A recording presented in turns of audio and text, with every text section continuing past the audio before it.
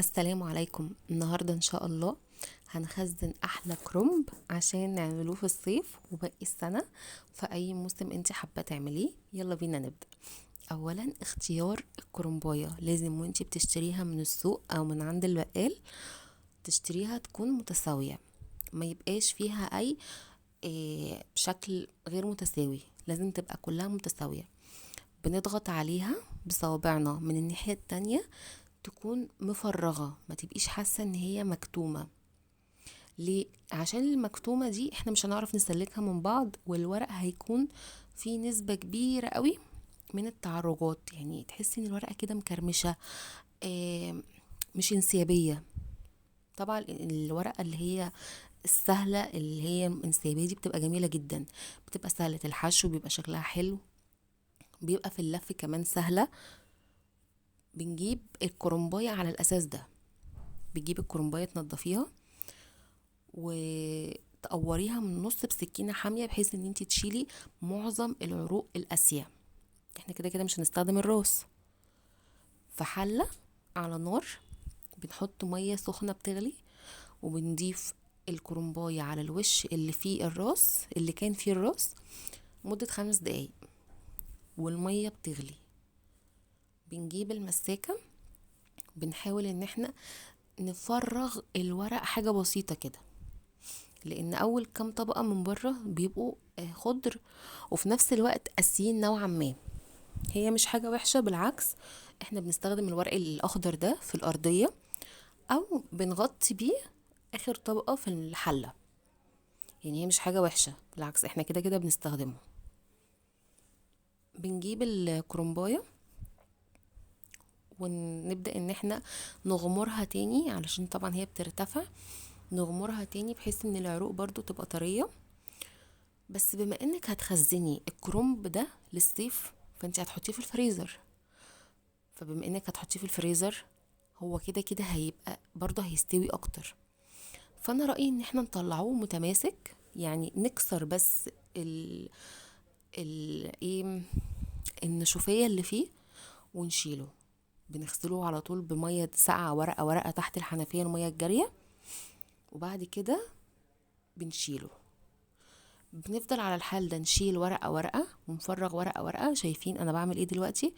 انا بفرغ بس، وبعدها بشوية ببدأ اشيل الورق اللي استوى. وكل ما بنوصل للورق الفاتح كل ما باخدش وقت في ان انا اسيب الورقة في النار، لان الورق الفاتح بيبقى ارق واخف من الورق الاخضر، فما بياخدش وقت في السوا زي الورق الاخضر. فهمتوا التركاية؟ يعني كل ما الكرنباية لسه احنا بره بنسيبها وقت اكتر في المية السخنة. طب خلصنا الورق الاخضر، نبقى اسرع بعد كده في المية السخنة. بنخلص الكمية كلها وبنغسلها واحدة واحدة ونسيبها في مصفى الصفة كلها، وبعد كده بنجيب السكينة ونشيل العرق بالطريقة اللي تعجبك. عايزة تبرميها، عايزة تقطعيها ورق صغير. انا بحس ان الطريقة دي سهلة وفي نفس الوقت هي ما بتاخدش وقت، يعني بالنسبة لي اسرع واسهل. بنحط الورق كله، بنشيل العرق من اساسه لراسه من تحت لفوق، عشان كده كده العرق ده ما بنقدرش نلفه ومش بنستخدمه غير في القاعدة.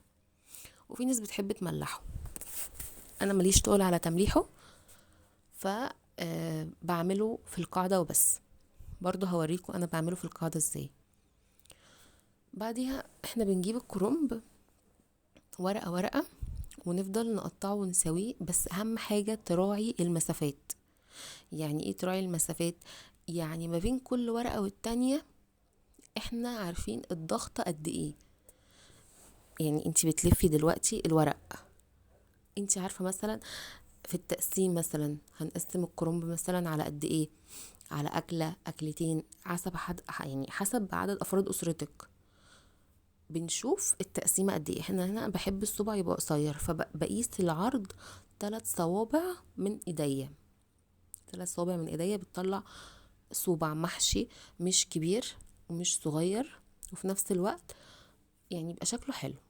بنخلص الكمية اللي عندنا كلها بنفس الطريقة، وبعد كده بنبدأ نخزنه بالكميات اللي احنا هناكلها. يعني الكيس خليكي دايما ذكية، الكيس يكون على قد اكله واحده، بمعنى ان انتي ما تطلعيش مثلا كيس وترجعي ترجعيه تاني في الفريزر، لا، احنا مش عايزين كده.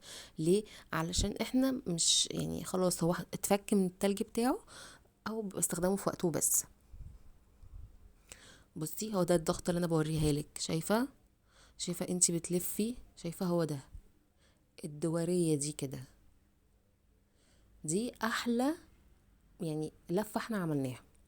بتبقى سهله، الورق ما بيكونش نايم على بعضه، بتبقى بسيطه.